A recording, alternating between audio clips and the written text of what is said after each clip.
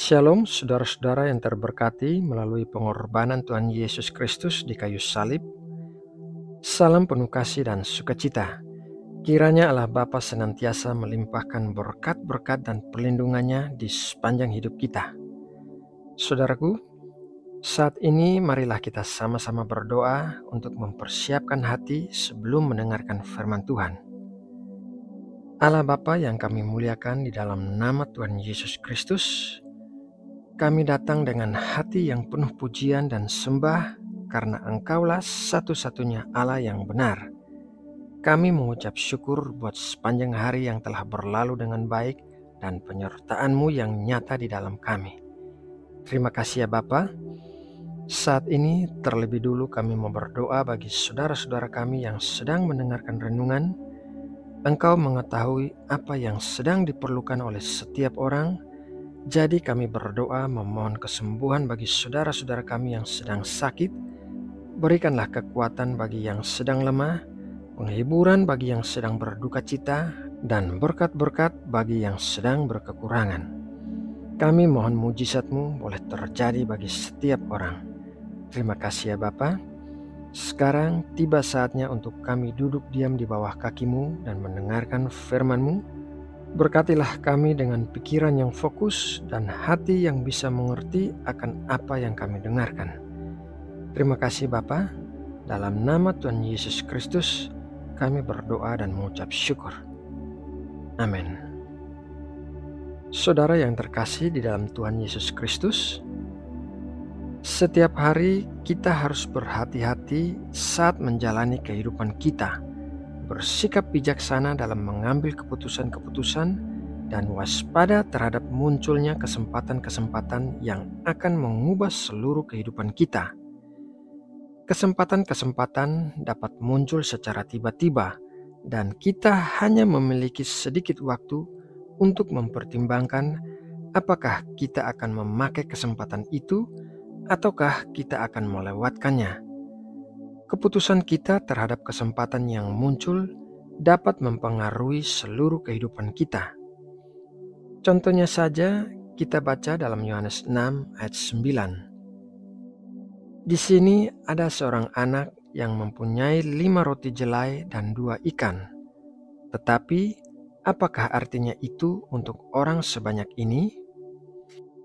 Seorang anak membawa sedikit bekal makanan yang telah disiapkan oleh keluarganya. Pada saat dia keluar dari rumahnya membawa makanan itu, dia tidak pernah menyangka bahwa ia akan mendapatkan kesempatan untuk memberi kepada orang lain yang sedang membutuhkannya. Anak itu bisa saja menyembunyikan bekal makanannya ketika 5.000 orang laki-laki, belum termaksud perempuan dan anak-anak, sedang kelaparan setelah berhari-hari mendengarkan pengajaran Tuhan Yesus. Namun ia melihat kesempatan untuk bisa memberikan apa yang ia miliki, yaitu 5 roti dan 2 ikan. Akibat apa yang dilakukannya itu, saat ini 2000 tahun kemudian, apa yang dilakukannya masih menjadi pembicaraan orang banyak. Kisah pemberiannya banyak diceritakan di sekolah minggu dan mimbar-mimbar gereja. Semua disebabkan anak itu melihat satu kesempatan untuk memberi, dan ia memakai kesempatan itu dengan baik. Contoh lainnya adalah sebuah kesempatan untuk melayani. Mari kita baca dalam Matius 4 ayat 18-19. Dan ketika Yesus sedang berjalan menyusur danau Galilea, ia melihat 2 orang bersaudara, yaitu Simon yang disebut Petrus dan Andreas saudaranya. Mereka sedang menebarkan jala di danau sebab mereka penjala ikan. Yesus berkata kepada mereka, "Mari, ikutlah aku, dan kamu akan kujadikan penjala manusia." Simon Petrus adalah seorang nelayan yang sukses karena ia memiliki beberapa buah kapal penangkap ikan. Hidupnya pasti tidak berkekurangan apa-apa, namun saat Tuhan Yesus menawarkan kepadanya untuk melayani, ia mengambil kesempatan itu. Sebagai akibatnya, ia menjadi salah satu murid-murid yang berada di lingkaran terdekat dalam hubungannya dengan Tuhan Yesus. Simon Petrus juga menjadi seorang yang berpengaruh dalam pendirian gereja mula-mula. Contoh lainnya adalah kesempatan untuk bisa dekat dengan Tuhan dan belajar darinya. Mari kita membaca dalam Lukas 10 ayat 39. Perempuan itu mempunyai seorang saudara yang bernama Maria. Maria ini duduk dekat kaki Tuhan dan terus mendengarkan perkataannya. Setiap hari dimulai saat kita bangun tidur, kita memiliki kesempatan untuk bisa dekat dengan Tuhan dan belajar darinya melalui firman-Nya.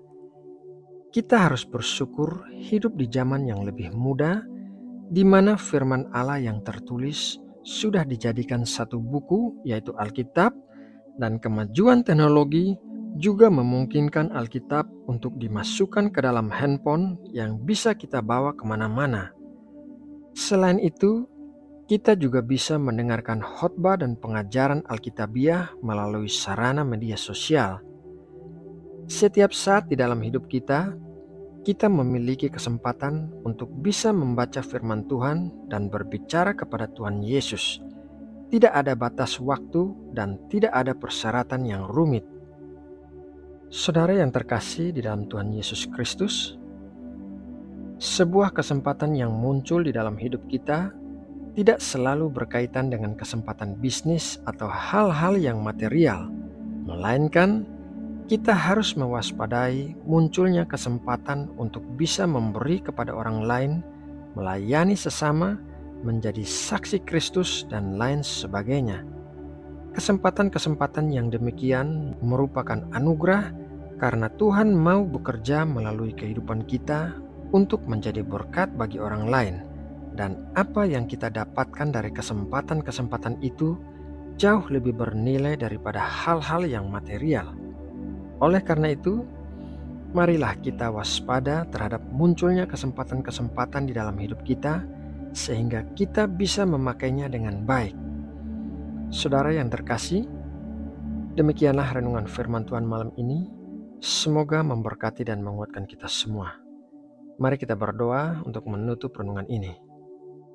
Bapa Surgawi, Allah pencipta langit dan bumi beserta isinya, kami mengucap syukur telah mendengarkan firman-Mu yang hidup dan penuh kuasa.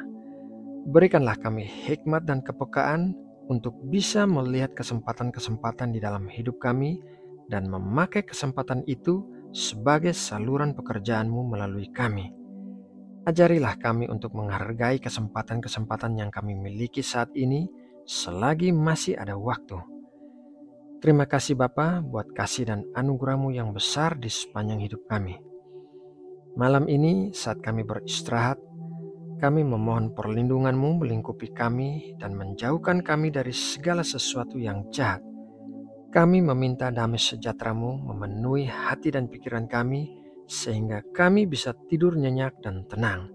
Berkatilah kami dengan kesehatan pada tubuh kami dan kekuatan yang baru, sehingga besok pagi kami bisa bangun tidur dan melakukan pekerjaan-pekerjaan yang memuliakan nama-Mu. Kami membawa Indonesia dalam doa kami. Bapa, tolong berkatilah Indonesia, pulihkanlah negeri kami, dan berikanlah hikmat serta kepandaian bagi para pemimpin negeri ini, sehingga bisa memimpin Indonesia dengan kejujuran dan integritas yang tinggi. Kami juga mengundang campur tangan-Mu dalam pemilihan calon-calon presiden. Kiranya Engkau memberikan calon-calon yang terbaik, yang sesuai dengan hati-Mu dan jalan-jalan kebenaran-Mu. Terima kasih ya Bapa. Dalam nama Tuhan Yesus Kristus, kami berdoa dan mengucap syukur. Amin.